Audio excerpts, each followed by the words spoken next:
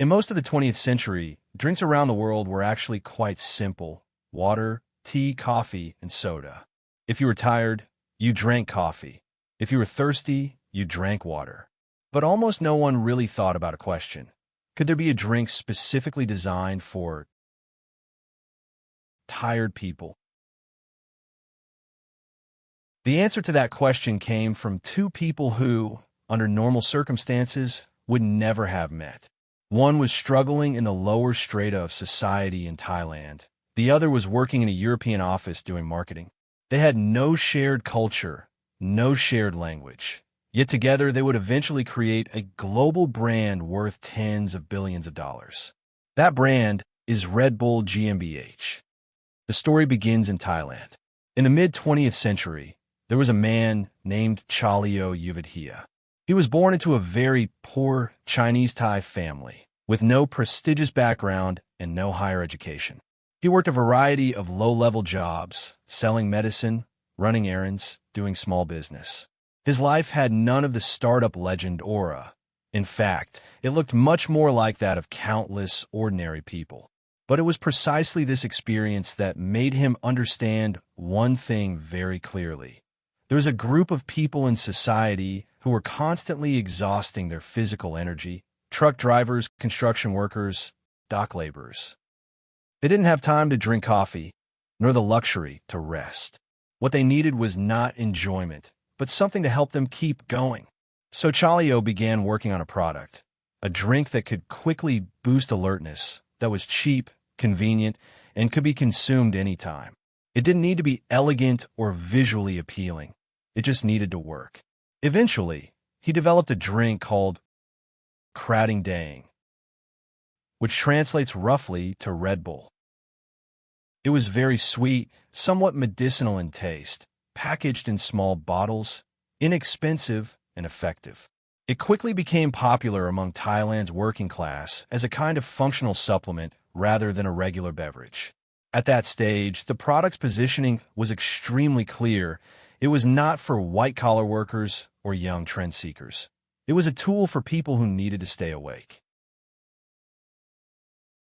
Meanwhile, on the other side of the world, in Europe, a completely different environment, another man was living a completely different life. His name was Dietrich Mateschitz. He was born in Austria, well-educated, and worked in a typical multinational corporate setting. He was involved in marketing for a company that sold toothpaste and consumer goods. His job was to study consumers, design campaigns, and increase sales. He was not a scientist or an engineer. His core skill was simply this: understanding markets. His career looked stable and respectable, but it lacked something breakthrough, something truly his own. Then one day, his company sent him to Asia on a business trip. There was nothing particularly special about the trip at first. It was just another routine assignment. But during that trip, a small, accidental experience changed everything. Mateschitz suffered from severe jet lag while in Thailand and felt completely exhausted. Someone gave him a local drink, Chaleo's Krating Dang. After drinking it, he quickly felt more alert, and his fatigue noticeably eased. For most people, this would have been nothing more than "this drink works pretty well." But for a professional marketer, it was a signal from the market. He began to ask the question: why doesn't something like this exist in Europe? At that time, the Western beverage market was already highly developed.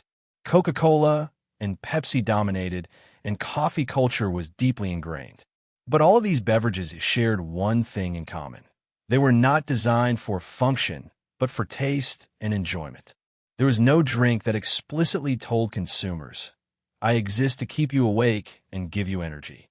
This meant one thing: a massive, untapped market, a category that had not yet been defined. Mateschitz did not treat this as an interesting experience. He saw it as a business opportunity. He sought out Chaleo, and despite their completely different backgrounds, one a local Thai entrepreneur, the other a European corporate executive, they shared a key insight: the potential of this product. In 1984, they co-founded Red Bull GmbH. By the way, GmbH is a German term for a limited liability company, basically the same as an LLC in the US or a LTD in the UK. It just shows how companies are structured differently around the world. If you want, I can make a whole episode diving into how these company types work globally. But what truly made them remarkable was that they did not simply bring the Thai drink to Europe and sell it as is. If they had, the story likely would have ended there.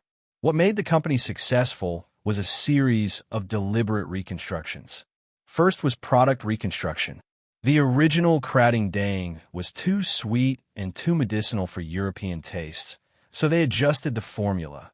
Less sweetness, added carbonation, transforming it into something that felt more like a beverage while retaining its functional effect. Then came packaging. Instead of using standard cans, they introduced a slim aluminum can with a silver blue design. It didn't look like cola or juice. It looked like something entirely different. This visual distinction was crucial on store shelves because it immediately signaled to consumers, this is not a regular drink. Next came the most critical move, pricing. They deliberately priced Red Bull higher. This was a bold strategy because higher prices carry risk, but they also create positioning. They were not selling something to quench thirst. They were selling function. Once the product, packaging, and pricing were set, the real revolution began. Mateschitz made a decision that would redefine marketing. He chose not to rely on traditional advertising. At the time, beverage companies depended heavily on TV ads, celebrity endorsements, and large-scale media spending. Red Bull took a completely different path. They began sponsoring extreme sports, skiing, skydiving, motorsports, BMX. These were not mainstream at the time, but they shared one defining trait. They represented risk, speed, and pushing limits, perfectly aligning with the idea of energy. Gradually, Red Bull stopped being just a product and became a symbol tied to challenging limits. Then they went even further. Instead of just sponsoring events, they created them. One of the most famous examples is the Stratos Project, where a man jumped from the edge of space, broadcast live to the world. It wasn't an advertisement, yet everyone knew it was connected to Red Bull. Eventually, they built their own media company, producing documentaries, videos, and entire content platforms. At that point, Red Bull no longer depended on media. It had become media itself. Looking back at the entire process, you can see a crucial structure. Chaleo provided the physical foundation, the product, the formula, the production capability. Mateschitz built the cognitive world, the brand, the narrative, the culture. This combination is extremely rare. Most companies are strong either in product or in marketing, but Red Bull achieved both, and through cross-cultural integration. In the end, what began as a stimulant drink for Thai truck drivers was redefined into a global symbol of energy. It expanded into over 170 countries and sold billions of cans annually. More importantly, it created an entirely new category, the energy drink. Before this category existed, people didn't ask, do I need an energy drink? After it existed, the question became natural. The essence of this story is not the success of a product, but the creation of a new perception. One man invented the product. The other invented what the product meant to the world. They did not invent caffeine or sugar. What they invented was a new narrative. When you're tired, you don't just need rest. You can replenish energy. And that is what Red Bull is truly selling.